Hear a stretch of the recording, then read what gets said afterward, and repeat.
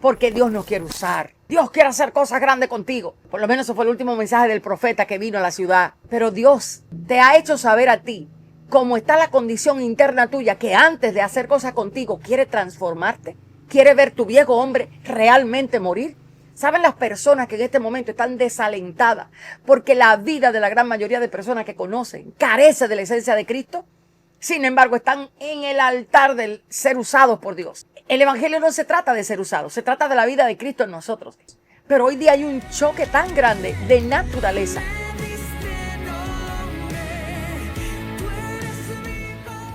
A veces más el viejo hombre actuando que la vida en el espíritu que debe de producirse. Pero es que nuestra comunión no ha sido con Cristo. El carácter no ha sido llevado a conocer a Cristo. Para que este carácter arraigado en el viejo hombre muera y pueda producirse así la vida de él. Fíjate que yo te estoy hablando de algo que Cristo le dijo a Pedro, Cuando Pedro detectó que Cristo iba a Jerusalén, el lugar de su gloria, el lugar donde los milagros se habían visto, ya la fama había corrido, ¿cómo ahora su reputación iba a cambiar? ¿Cómo ahora de ser un ungido a quienes todo buscaban, se iba a volver un criminal reo? ¿Cómo? ¿Y cuál era la actitud de Cristo ante el escenario cambiado por el Padre? Otro misterio. ¿Usted cree que a usted lo que le está pasando fue el diablo que lo provocó? No. Hay muchos escenarios que Dios lo está provocando para que salga hacia afuera lo que por años hemos ocultado. Y te voy a decir algo, Dios no va a negociar la gloria de Cristo en ti si tú naciste de nuevo. Dios va a darle muerte a todo lo que tenga que darle muerte, con tal de que la vida de su Hijo en ti se vea. Y te voy a decir algo, Dios no está jugando. Si Dios tiene que arrancarte de tu comodidad, de tu llamado ministerio, de la idea que tienes de lo que Dios quiere que hagas y aislarte si es necesario para que te encuentres en el espejo de tu vida y digas, ¿qué es lo que yo estoy haciendo? Lo va a hacer. ¿Sabes por qué? Porque el tiempo del espectáculo acabó. El tiempo del cine espiritual acabó. Acabó el tiempo de mostrar una cosa y detrás del telón vivir otra. Por eso muchos están en este momento. Como me decía el Señor esta mañana, estoy desmantelando a Adán. Y hay gente asustada en este momento, hay gente que tiembla en este momento, hay otros que están enojados, molestos, porque Dios está desmantelando al viejo hombre. Le está haciendo saber, no quiero nada de ti, no quiero nada, no quiero que me edifiques altar cuando lo haces en el ego, en la envidia, en la codicia, en la avaricia, en la mentira. No me interesa, ¡bum! Y viene Dios y le rompe todo. Se lo quita del medio, ¿por qué? Porque Dios está limpiando su era. Él la está limpiando, no somos nosotros, es Él. Y a nosotros nos está exponiendo de una manera brutal. ¿A qué? A que nos demos cuenta que el evangelio no se trata de tomar una cámara y empezar a hablar, sino quién soy cuando nadie me ve. El verdadero evangelio, ahí es donde se pule. ¿Quién eres tú? En esas pruebas a donde la realidad de Cristo tiene que ser vista. Dime quién eres. Para mí ha sido descomunal estos últimos 5 meses a nivel pastoral. Porque observar detenidamente cómo el viejo hombre que se ha vestido de espiritual, que se ha vestido de vida, ante una sola exposición del gran Dios, ¡boom!, no se sostiene. Por eso tenemos que volver la mirada a escenas como esta, escenario donde llegó la hora de dejar el show, porque llegó la hora de ir al Padre. Eso fue lo que pasó aquí en Juan 13, sabiendo Jesús que había llegado su hora. ¿Sabes tú que llegó tu hora de tu doble vida? ¿Sabes tú que llegó tu hora de tu aparente vida ministerial cuando la naturaleza del Hijo no está cimentada en la verdad? Llegó la hora. Llegó la hora. Realmente llegó la gran hora de ver la iglesia del Señor Jesucristo brillar como nunca antes. Y para esto el proceso que se requiere va a ser duro. Hasta que aprendamos a ser manso y humilde, no de boca, de corazón. Hasta que aprendamos a no tener ningún tipo de avaricia. Hasta que aprendamos a dejar pasar la fama sin que nos atraiga. Hasta que aprendamos a llamar valioso lo que realmente Dios llama valioso. a aprender a discernir lo que en verdad es importante, que no es tu zona de comodidad, que no es el lugar seguro donde tú te proteges, tu yo. No, es el lugar a donde puedes manifestar a Cristo sin importar el escenario que sea. Es para allá donde Dios nos va a llevar. Y nos va a llevar sin pedirnos permiso. Si hemos nacido de nuevo, eso viene. Entonces, ¿qué es lo que acontece en el momento en el que ya Cristo entiende que la hora le llegó? Hay una transición de acciones. Ya para Cristo lo importante no era hacer sanidad. Lo importante no era la campaña. Ahora lo importante era hacer lo que el Padre decía. Me parece que el corazón de él constantemente decía, Padre, ¿qué tú quieres que yo haga? Empezó el trayecto de mostrar lo que Satanás y el mundo no toleran. Llegó el momento de permanecer en la realidad de lo que es la vida de Dios, que es su carácter, santidad. Cómo la santidad de Cristo en ese Calvario se vio. Interesante. Cómo se vio su santidad a través de su obediencia. Cómo se manifestó el amor a través de su obediencia. Cómo se manifestó el poder a través de la obediencia. Entonces, ¿qué te quiero decir? Cada prueba va a venir a buscar en ti una dimensión de obediencia mayor. Mayor. La prueba de ayer no puede ser la misma prueba de hoy. La obediencia en nosotros debe de crecer, agilizarse espiritualmente. Lo que nos tomaba 7 meses hacer, va a llegar el momento donde lo vamos a empezar a hacer como una norma de vida. Porque ese es el poder de Cristo en nosotros. Ese es su poder. Llevarnos a una genuina vida de obediencia. Y no una obediencia cargada como que me molesta obedecer. Me molesta amar. Me molesta perdonar. No. Es tu naturaleza nueva. Allí vas a experimentar su vida. Vas a impartir lo que Él es en ti. Por eso, cuando tú observas el escenario en el que Él le dice a Pedro, apártate de mí, Satanás, porque, y oye por qué es que le dice apártate, porque ves las cosas solamente desde el punto de vista humano. Vamos a analizar esa frase. ¿Qué le pasó a la perspectiva del hombre a quien le habían revelado que Cristo era el Hijo del Dios viviente?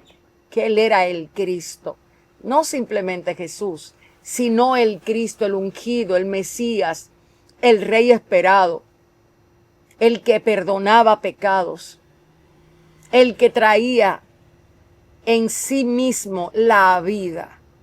¿Qué pasó? Que en un flash ya la revelación fue sustituida. Tiene que ver con la percepción. Ves las cosas solamente desde el punto de vista humano. Lo que te está sucediendo, ¿lo estás viendo desde la óptica de Dios o lo estás viendo desde el punto de vista humano? Fíjate cuál es la razón por la que Cristo le dice, apártate de mí, Satanás. O sea, a Satanás le puso referencia al ojo humano. ¿Qué nivel de distorsión hay en la perspectiva humana, carnal, natural? Y que para nosotros muchas veces es tan fácil de cargar. ¿Cuántas veces usted llegó a pensar que alguien que lo miró, lo que estaba era criticándolo a usted? Y en base a eso usted hizo una conjetura. Usted se imaginó tantas cosas y luego se dio cuenta que nada que ver. Perspectiva. Ojo humano. Mirar las cosas desde el ojo natural es sentenciarnos a que el Señor nos diga, apártate, porque no estás viendo que el zarandeo, que el proceso, lo que viene es a revelarte a ti la perspectiva de Dios, no la humana. Y esto es lo que Cristo está expresándole a Pedro en esta escritura. Y quizás en este momento igual. Hemos estado cargados de tanto dolor, de tanta escasez, que hemos dejado de ver las cosas desde la perspectiva de Dios. Hemos estado juzgando desde el ojo del hombre. Y hemos sido muchas veces apartados por Dios para vivir justamente la consecuencia de estar mirando las cosas humanamente. ¿Cuántos de nosotros, por Dios, tomamos decisiones porque el ojo humano fue el que opinó? ¿Cuántas veces te apartaste de alguien porque los ojos humanos metieron la mano? Porque no lograste ver lo que Cristo quiere que veas, sino que te enfatuaste en mirar lo que tu ojo, predispuesto por un viejo hombre contaminado y corrupto por completo, según lo que dice Génesis 6:5, y a ese le haces caso, a ese le haces acuerdo. ¿Cuántas veces tus ojos están contaminados del temor, de la necesidad, de las ilusiones? Y en base a eso, encaras lo que Dios está permitiendo que vivas. Hoy el Espíritu Santo te está diciendo, necesitas mirar como Dios mira. Necesitas subir. ¿Te ha pasado a ti que en un avión vas a punto de aterrizar y te das cuenta desde arriba lo pequeñita que son las edificaciones? Sin embargo, en el momento en que estás a la misma dimensión de la tierra, empiezas a mirar las dimensiones de las edificaciones mucho más grandes. ¿Por qué? Porque desde donde mires las cosas, desde ahí vas a operar. Si la perspectiva tuya es de arriba, no en vano, Pablo constantemente nos llamaba a mirar las cosas desde la óptica de arriba, no desde la tierra. Tienes que mirar a Cristo a través de lo que está sucediendo, pero desde su mirada, no desde la tuya. Aquí es claro que él le dice, tú estás viendo las cosas desde el punto de vista humano. Hablemos un poquito de ese punto de vista humano. ¿Usted sabe de dónde nace él? De Adán, del viejo hombre, de la naturaleza corrupta. Eso es algo que hay que empezar a analizar. ¿Qué tanto de lo que yo veo brota desde la realidad de un viejo hombre? Desde un trauma, desde una mala experiencia, desde una conclusión mental que nació justamente de un dolor emocional. ¿Cuántas veces miraste el proceso desde los ojos humanos y no viste a Dios trabajando? Por eso no pudiste ser paciente. Creías que te estaban golpeando, creías que te estaban faltando el respeto, creías que te estaban quitando tus derechos y era Dios zarandeándote para que el fruto de Él se viera. Era Dios saliéndote al encuentro para que la vida de Él se empezara a producir. Era Dios enseñándote en esa prueba a ser paciente genuinamente hasta que la paciencia tuviese su obra completa. ¿Cuántas veces la prueba vino para enseñarte a ser benigno y saliste corriendo porque entendías que te estaban robando, que te estaban quitando algo de ti? Y era la ocasión de Dios. Es que Cristo es contracultura. Tienes que saber que Cristo va en contra de todo lo que es el sistema mundano, satánico y humano. Cristo nos encara con su vida, no solo con sus palabras.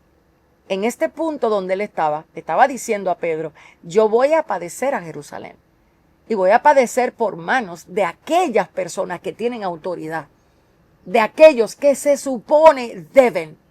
Oh, cuánto dolor en el corazón de los hijos de Dios cuando son probados por sus líderes, porque no entienden, no comprenden realmente que esa prueba está siendo colocada en ellos para la madurez.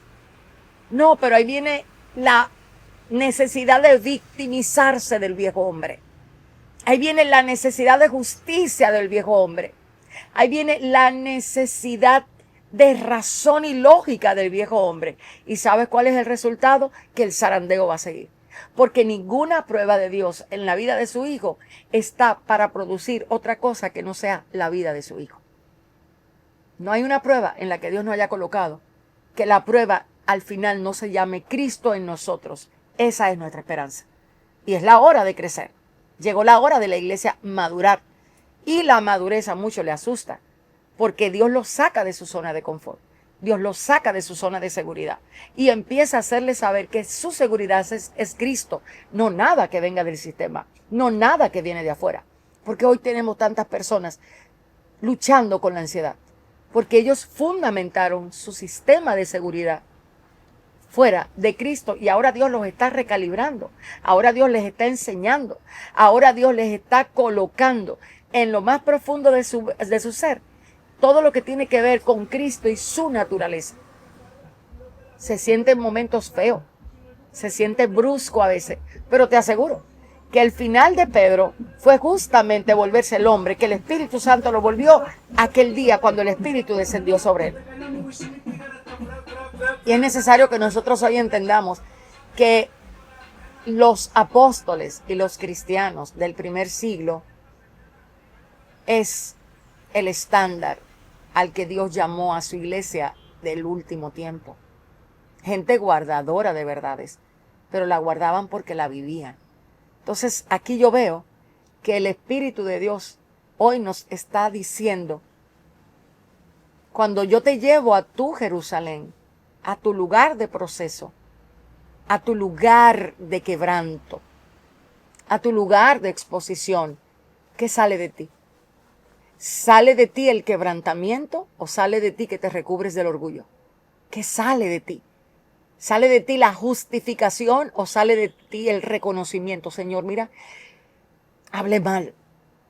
Ejercitas la humildad. ¿Qué sale de ti? Ya en Cristo, en este punto, ya Cristo sabía que esos hombres lo iban a exponer. Y yo no veo que Cristo defendió su identidad, ni tampoco reclamó su derecho. Y él dice bien claro: así como hicieron conmigo, van a hacer con ustedes. Entonces, ¿por qué nosotros estamos tan edificados en la necesidad del derecho? ¿Por qué? Porque para nosotros la respetabilidad es algo tan importante. ¿Por qué cuando sentimos que alguien nos roba el lugar, actuamos de forma tan incoherente a Cristo? ¿Por qué no podemos pasar desapercibido?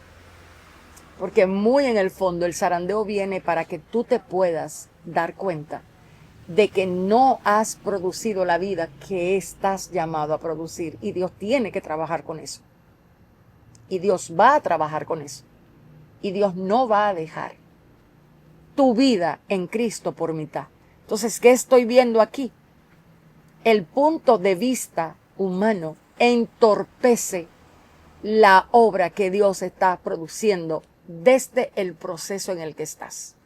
Tienes que empezar a orar y decirle a Dios: yo no quiero ver este proceso desde la perspectiva del hombre. ¿Cuánta gente se divorcian por eso mismo? ¿Cuánta gente salen de trabajos por eso? Y luego son expuestos a una gran escasez porque huyeron del proceso. Porque sus ojos le digo: no, yo no puedo con esto. Y era ahí donde Dios iba a trabajar. Ahora estás viviendo la consecuencia de haber huido de la zona del crecimiento, de la zona de la perfección en el carácter. Cristo colgó el manto del poder y tomó la toalla del carácter y empezó a trabajar con lo sucio. Empezó en humildad, ayudando a otros a limpiarse de lo que se ensuciaron. En eso estaba pensando Cristo antes de ser crucificado. No en promover 3 días más su ministerio. No en sacar un libro de autoayuda. Estaba muy consciente que ya la hora se le había acabado. Está la iglesia moderna consciente de que se nos acabó el tiempo para estar jugando a ser cristiano en un mundo que está agresivo y ha venido a destruir los principios de vida que a nosotros nos deben regir. Tenemos nosotros la contextura espiritual correcta para sostener la verdad como sistemas de creencias. Necesitamos reflexionar, necesitamos encarar. El zarandeo requiere el viento, requiere el movimiento, requiere probar el pensamiento para ver qué hay, hasta que Cristo sea formado, no en el hermano que está a tu lado, sino en ti. ¿Entiendes la diferencia? Aquí yo veo que esta historia termina como Cristo dijo. Fue a Jerusalén los ancianos comenzaron a chocar con su identidad. Lo tomaron. Y aquí hay algo muy interesante para mí. Y es que cuando Dios va a trabajar con tu carácter, tu identidad tiene que ser golpeada. Oh, tú que te defiendes tanto, tú que estás buscando. Esta mañana le contaba yo a alguien y le decía, ¿y a ti qué te importa que te humillen? ¿Qué? Tienes que salir de esa idea.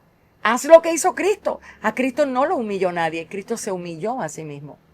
Tú has experimentado el poder que emana de practicar en la vida diaria una humillación propia. De no darle a tu yo lo que quiere. Él quiere andar en enemistad. Decide caminar en amabilidad. De contrario, Él quiere andar afanado. Escoge confiar lo suficiente en el Padre para no hacer más de lo que es debido. Tienes que aprender a entender cómo pelear tu guerra en el terreno en el que estás. Tienes que identificar. Cristo sabía que lo que estaba en juego ahí no era si Él era capaz de hacer milagros, era si Él era capaz de ser obediente. Hasta la muerte, y muerte de cruz. No una muerte de decapitar, no. Porque en ese entonces, el decapitar a alguien era rápido. O sea, era lento, el proceso de muerte de cruz es lento. No vas a salir rápido de ahí, no vas, ten calma. Y si no sabes cómo tener calma, ora y dile, Dios, de esta situación quiero salir de la manera correcta. Y es Cristo siendo formado en mí. No está Dios jugando con nosotros. A Dios no le interesa nuestro acto de cristianos. A Dios le interesa que volvamos a anhelar una santidad que proviene de Cristo en nosotros. Una genuina inocencia. Personas adictas al sarcasmo y a la ironía en la casa del Señor. Es algo impresionante. Y la óptica del mundo, la óptica dice, no es nada. ¿Cómo no es nada? ¿Cómo no es nada que con tu sarcasmo te burlas de alguien? ¿Cómo no es nada que con la ironía puedes? ¿Entiendes por qué necesitamos realmente ese acercamiento de Cristo a nosotros para que empiece a caer de nosotros lo que está de más, lo que nos trae peso, lo que no nos deja tomar la cruz cada día? Este asunto de la cruz, tenemos que empezar a hablar de eso, porque la cruz no fue en Semana Santa. La cruz te la mandaron a cargar cada día, la tuya. No es que cargue la cruz del hermano que te queda al lado, es la tuya. ¿Cuál es? Porque a veces nos es más fácil tomar la cruz de alguien que encarar la propia. Nos es más fácil ayudar a otro a llevarla que tomar la mía. Lidiar con ese hombre que hay que crucificar ahí. Crucificaos pues con Cristo. Es lo que va a acontecer en el último tiempo y la revelación más grande va a nacer de ahí. Esa muerte al yo va a producir en nosotros un excelente, genuino y verdadero peso de gloria. Allí no se aparenta paz, allí se vive paz. Allí no se aparenta gratitud, allí se vive en gratitud. Allí no se aparenta quietud, allí se confía tanto en Dios que nadie altera internamente tu mente y tu corazón. Allí no se vive de temor, allí se confía plenamente en que estamos en la tierra viviendo tal cual nuestro Padre ha determinado, porque somos hechuras suyas, creados en Cristo para buenas obras, obras que el Padre determinó que andemos, obras de antemanos, llamados a caminar en ella. Esas obras son gloriosas. O sea, eso viene cuando aprendes a tomar tu cruz cada día. A nosotros nos gusta hablar de la cruz en Semana Santa, en el día del conejito. Pero de la cruz que te hablo es de la cruz de donde emana el verdadero poder para vencer el miedo, el temor, la vergüenza, la insatisfacción, las avaricias, las codicias, los temores, las angustias, es ese poder del que yo te hablo. Alguien me preguntaba hace unos días, pastora, ¿cuál es el peligro en el que estamos ahora mismo, que las personas de solo Biblia niegan el poder del Espíritu Santo y la gente del Espíritu Santo niegan la necesidad del solo Biblia? Y yo le explicaba y le decía, ¿sabes el poder que emana de gobernar sobre una naturaleza caída? ¿Sabe el poder que emana de alguien que le es fácil la obediencia al Padre Celestial aún en medio de situaciones tan serias donde su integridad se ve comprometida?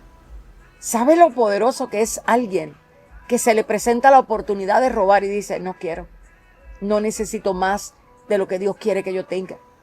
¿Sabe el poder que emana de alguien que escucha a alguien hablando mal de su hermano y hace silencio y con amor mira a la otra persona y dice, no voy a hablar mal de ese que es mi hermano? ¿Sabes el poder que emana de hacer lo correcto solo por causa de Cristo en nosotros? No porque lo quieras hacer por tu fuerza, sino porque el poder que actúa en ti ya está manifestando la vida de Él.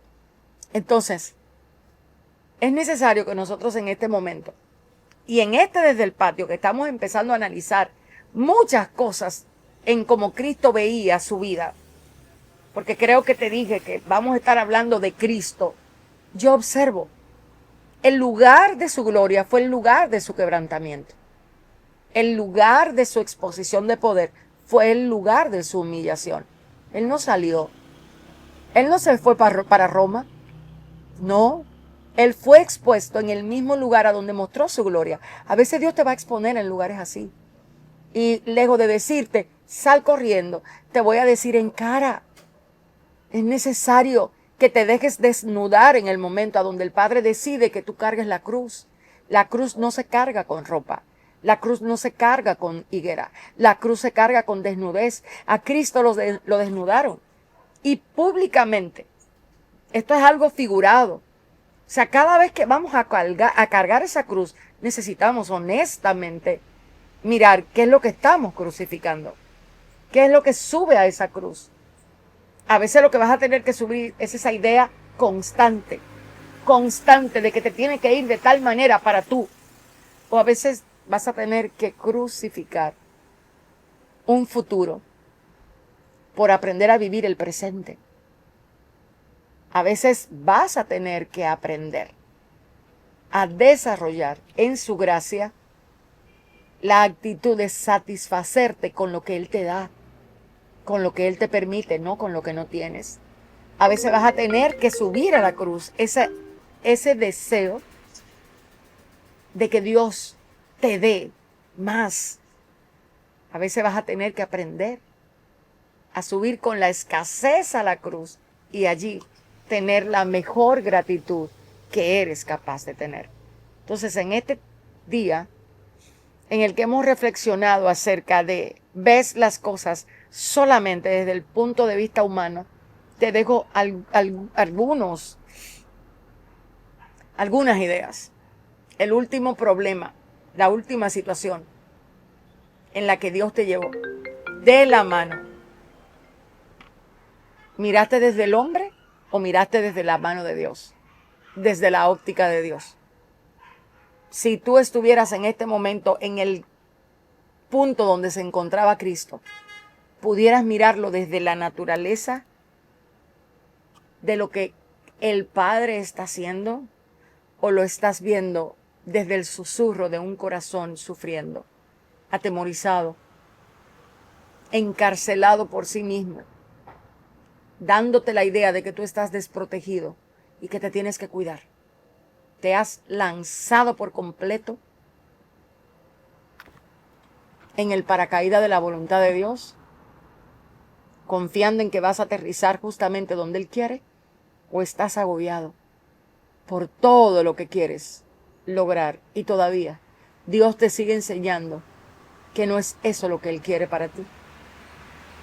Creo que nosotros en el tiempo en el que estamos, sin lugar a dudas, vamos a comenzar a oír muy a menudo el tomar la cruz cada día y entender que esa verdad tiene cumplimiento en el tiempo presente. Así que gracias por haberme acompañado en este Desde el Patio. Gracias por compartir. Gracias por hacerle saber a otros de nosotros como ministerios. Y que el Señor siga derramando sabiduría y denuedo sobre ti para que la verdad de Cristo, que debe morar abundantemente en ti, sea tu primera fuente de alimento. Dios guarde y Dios bendiga tu vida. Nos vemos en la próxima.